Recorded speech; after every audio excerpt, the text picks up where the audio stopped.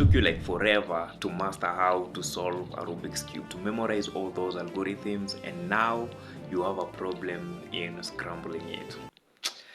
Yeah, here's the cube. We need to scramble it without using some repetitive patterns. So I'm going to show you a simple algorithm to use to scramble it. It has only 25 patterns, simple ones.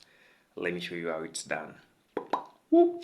You hold it in any way you want. I'll use the blue color in front, and you start with the R, U, R prime, U prime, F, R2, B, B2, L prime, U, F2, D prime, R2, U2, B, L2, F prime, D, R prime, U, B2, L, D prime. This is kinda the best way to scramble.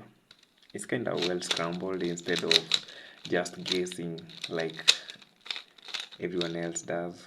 You know, this is kinda amazing.